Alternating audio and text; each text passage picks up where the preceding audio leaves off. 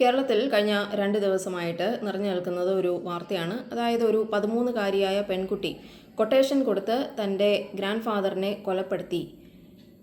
അപ്പോൾ ഇത് എല്ലാവർക്കും വളരെ ഷോക്കിംഗ് ആയിട്ടുള്ള ഒരു ന്യൂസാണ്. അതായത് ഒരു 13 വയസ്സുള്ള കുട്ടി എങ്ങനെ ഇങ്ങനെ പെരുമാറാം എന്നാണ് എല്ലാവരും നോക്കിയത്. ഇപ്പോൾ മനസ്സിലാക്കാൻ സാധിക്കുന്നത് ഈ കുട്ടി മദ്യപിക്കുന്ന ശീലം ഉണ്ടായിരുന്നെന്നും മയക്കുമരുന്നിന് അതായത് കഞ്ചാവ് ഉപയോഗിക്കുന്ന ശീലമുണ്ടായിരുന്നു എന്നും പറയപ്പെടുന്നു. അതുപോലെ ഈ കുട്ടിയുടെ ആൺ സുഹൃത്തുക്കൾ അവർ 3 പേരാണ്. ഈ കുട്ടിക്ക് 13 വയസ്സാണെങ്കിലും ആ ആൺ സുഹൃത്തുക്കൾക്ക് 2 പേർക്ക് 17 വയസ്സും ഒരാൾക്ക് 16 വയസ്സുമാണ് ഉള്ളത്. അപ്പോൾ ഈ 3 ആൺകുട്ടികളെ കൊല്ലത്ത് നിന്ന് വിളിച്ചു വരുത്തിയാണ് ഈ കുട്ടി ഈ ഒരു കൊലപാതകം ആസൂത്രണം ചെയ്തിരിക്കുന്നത്. 6 മാസം മുൻപും ഈ കുട്ടി ഇത്തരത്തിൽ ആസൂത്രണം ചെയ്തിരുന്നു എന്നാണ് ഇപ്പോൾ പോലീസിന് കണ്ടുപിടിക്കാനായിട്ടുള്ളത്. അപ്പോൾ ഈ സംഭവം നടക്കുന്നത് എങ്ങനെയാണ്? 15-ാം തീയതിയാണ് ഈ കുട്ടി ആൺ സുഹൃത്തുക്കളെ വിളിച്ചു വരുത്തുന്നു. ഇവർ ഈ കൊലപാതകം നടത്തിയത് ഈ വയോധികനായ മനുഷ്യനെ കൊല്ലാനും ആ വീട്ടിലുള്ള സ്വർണം എടുത്ത് അവർക്ക് ഇഷ്ടമുള്ള സാധനങ്ങൾ, ഈ പെൺകുട്ടിക്ക് ഒരു ഐഫോൺ വേണമെന്നുള്ളതാണ് ഈ പെൺകുട്ടിയുടെ ആവശ്യം.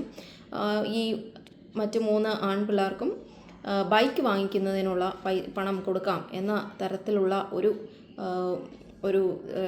കൊടുക്കാമെന്ന് ഒരു ഡീലിലെത്തി. അങ്ങനെയാണ് ഈ പെൺകുട്ടി ഇവരെ കൊണ്ട് ഈ ഒരു കൃത്യം ചെയ്യിപ്പിച്ചത്. അപ്പോൾ ഈ പെൺകുട്ടിയെ പറ്റി ഇവിടെ ബാക്ക്ഗ്രൗണ്ട് നമ്മൾ പരിശോധിച്ചാൽ അറിയാൻ കഴിയുന്നത്, ഈ പെൺകുട്ടിയുടെ ഈ ഒരു ഗ്രാൻഡ് ഫാദറിന് ഈ പെൺകുട്ടിയുടെ അമ്മയ്ക്ക് ഒരു സഹോദരിയുണ്ട്. അതായത് ഒരു ഗ്രാൻഡ് ഫാദറിനും ഗ്രാൻഡ് മദറിനും ഒപ്പമാണ് ഈ പെൺകുട്ടി താമസിക്കുന്നത്.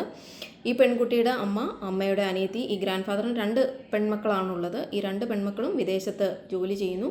അതിൽ ഈ പെൺകുട്ടിയുടെ അമ്മ ആദ്യ വിവാഹത്തിലാണ് ഈ പെൺകുട്ടി ഉണ്ടായിരിക്കുന്നത്.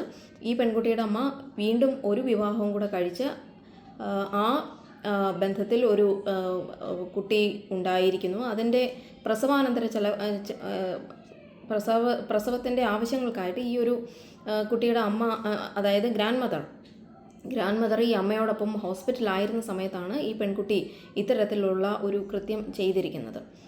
ഇനി നമുക്ക് ഈ പെൺകുട്ടിയുടെ ഒരു സ്വഭാവം പരിശോധിച്ച് കഴിഞ്ഞാൽ, ഈ പെൺകുട്ടിയെ പറ്റി പറയുന്നത് എല്ലാവരും വളരെ ഇൻട്രോവേർട്ടായിട്ടുള്ള, അധികം ആരോടും എല്ലാവരോടും അടുക്കാത്ത ഒരു ക്യാരക്ടറായിട്ടാണ് പറയപ്പെടുന്നത്.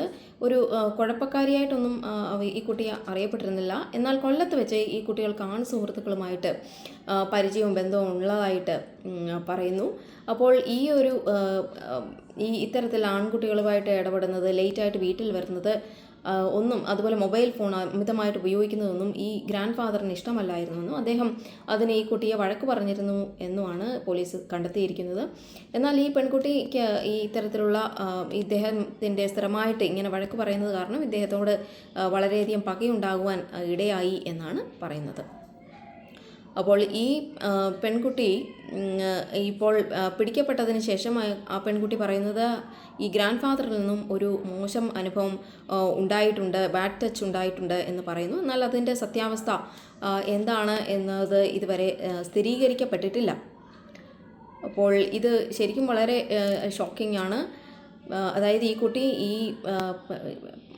ഈ ചെറുക്കന്മാരോട് പറഞ്ഞു കൊടുത്തിരിക്കുന്ന എപ്രകാരം ഈ വീടിനകത്തേക്ക് വരണം എന്നുള്ളത്. വീടിൻ്റെ പുറകിലുള്ള ബാത്റൂമിൻ്റെ ആസ്ബസ്റ്റോസ് പൊട്ടിച്ച് അതിനകത്തൂടെ കടന്ന് വീടിനകത്തേക്ക് കടക്കാൻ പറഞ്ഞു കൊടുത്തിരിക്കുന്നു. അപ്പോൾ ഈ പയ്യന്മാർ വീടിനകത്തേക്ക് വരികയും അവിടെ മുളക് പൊടി വിതറുകയും അവിടെ ഈ മനുഷ്യനെ പിടിച്ച് വലിച്ച് ഒരു കസേരയിൽ കെട്ടിയിട്ടതിന് ശേഷം ആണ് ഈ കൊലപ്പെടുത്തുന്നതിൻ്റെ ദൃശ്യങ്ങൾ ലൈവായിട്ട് ഈ പെൺകുട്ടിയെ കാണിക്കുകയും ഈ പെൺകുട്ടി ആവശ്യപ്പെട്ടതിനനുസരിച്ചാണ് ഇത്തരത്തിൽ കാണിച്ചത്. അപ്പോൾ വളരെ ഷോക്കിംഗ് ആയിട്ടാണ് പോലീസിനായാലും ശരി നാട്ടുകാർക്കും ഇത് തോന്നിയത്.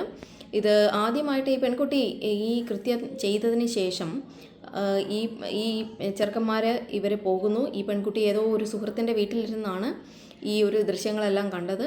അതിനുശേഷം ഈ പയ്യന്മാരെല്ലാം പോയതിന് ശേഷം പിറ്റേ ദിവസം ഈ പെൺകുട്ടി മറ്റ് 2 കുട്ടികളുടെ കൂടെ ചേർന്ന് ഒന്നും സംഭവിക്കാത്തതുപോലെ വന്ന് തൊട്ടടുത്തുള്ള കടയിൽ നിന്ന് ചിപ്സൊക്കെ വാങ്ങിച്ച് ഇട്ട് പോകുന്നു. എന്നാൽ ആ സമയത്ത് ഈ പെൺകുട്ടി ഈ കടയിലേക്ക് കയറുന്നില്ല എന്നുള്ളത് ഈ കടയുടമ നോട്ട് ചെയ്യുന്നു.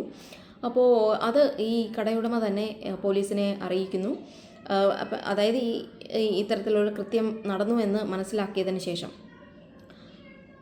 ഇനിയിപ്പോൾ ആരാണ് ഈ ഒരു കൃത്യം സംഭവിച്ചത് ആദ്യമായിട്ട് കണ്ടതെന്ന് ചോദിച്ചു കഴിഞ്ഞാൽ അവിടെയുള്ള ഈ ഗ്രാൻഡ് മദറിനെ ഈ പെൺകുട്ടി വിളിച്ചു പറയുന്നു. അതായത് ഗ്രാൻഡ് ഫാദർ ഡോറൊന്നും ഓപ്പൺ ചെയ്യുന്നില്ല. അപ്പോൾ ഈ ഗ്രാൻഡ് മദർ വിളിച്ച് ഈ ഉടമയോട് വിളിച്ചിട്ട് ഈ SNDPയുടെ അവിടുത്തെ ഭാരവാഹിയെ വിളിക്കാൻ പറയുന്നു. അങ്ങനെ ആ ഭാരവാഹിയുടെ വീട്ടിലേക്ക് ഈ പെൺകുട്ടി പോകുന്നു. ഈ കടയുടമ പറഞ്ഞതനുസരിച്ച് അവിടെ പോവുകയും ഈ SNDP ഭാരവാഹിയുമായി വീട്ടിലെത്തുമ്പോഴാണ് ഇദ്ദേഹം അപ്പുറത്തുള്ള ബംഗാളി പണിക്കാരെ വിളിച്ച് ഈ ഡോർ ഓപ്പൺ ചെയ്തതിന് ശേഷമാണ് ഇത്തരത്തിൽ മൃതദേഹം കണ്ടെത്തുന്നത്. ഈ മൃതദേഹം കണ്ടെത്തിയപ്പോൾ ഈ പെൺകുട്ടി കരഞ്ഞു എന്നാണ് പറയുന്നത്. ഈ പെൺകുട്ടിയുടെ ബിഹേവിയറിൽ പ്രശ്നങ്ങളൊന്നും തോന്നിയിരുന്നില്ല എന്നാണ് ഇദ്ദേഹം പറയുന്നത്. എന്നാൽ ഇത് പെട്ടെന്ന് തന്നെ ഈ പെൺകുട്ടി യൂണിഫോം ഇട്ട് സ്കൂളിലേക്ക് പോകാൻ തുടങ്ങിയത് ഈ കട ഉടമയ്ക്ക് വീണ്ടും ഈ കുട്ടിയുടെ ബിഹേവിയറിൽ കുറച്ച് പ്രശ്നങ്ങൾ തോന്നി. അതും ആ കടയുടമ ഈ പോലീസിനോട് പറയുകയുണ്ടായി. അതാണ് പിന്നീട് പോലീസിനും ഒരു സംശയം ഉണ്ടാക്കി, ഈ കുട്ടി എന്താണ് ഇത്തരത്തിൽ ബിഹേവ് ചെയ്യുന്നത് എന്നുള്ള സംശയങ്ങളുണ്ടാകുകയും പിന്നെ ഫോൺ കേന്ദ്രീകരിച്ചുള്ള അന്വേഷണത്തിൽ ഇത് കൃത്യമായിട്ട് പുറത്തു വരികയും ഇവരുടെ വാട്സപ്പ് ചാറ്റുകളും അതുപോലെ എടുത്ത ലൈവ് വീഡിയോയുടെ ദൃശ്യങ്ങളും ഒക്കെ കണ്ടപ്പോൾ ഇവർക്ക് കൃത്യമായ തെളിവ് ഇപ്പോൾ പോലീസിന് ലഭിച്ചിട്ടുണ്ട്. അപ്പോൾ ഇവർക്ക് ഇപ്പോൾ ഈ കുട്ടികൾ, അതായത് 18 വയസ്സിന് താഴെയായ കുട്ടികളായതുകൊണ്ട് ഇവർക്ക് അതിൻ്റേതായ പരിഗണനകൾ ലഭിക്കും. എന്നാൽ ഈ പയ്യന്മാർക്ക് ഇവരിൽ 2 പേർക്ക് 17 വയസ്സുള്ളവരാണ്. അപ്പോൾ അവർക്ക് ഇത്തരത്തിൽ പരിഗണന ലഭിക്കാതെ അവരെ മുതിർന്നവരായിട്ട് കണക്കാക്കണം എന്ന രീതിയിൽ പോലീസ് ഒരു അപ്പീൽ നൽകും എന്നാണ് ഇപ്പോൾ മനസ്സിലാക്കാൻ കഴിയുന്നത്. ഏതായാലും തീർച്ചയായും വളരെയധികം ഞെട്ടിക്കുന്ന ഒരു സംഭവമാണ് ഇത്.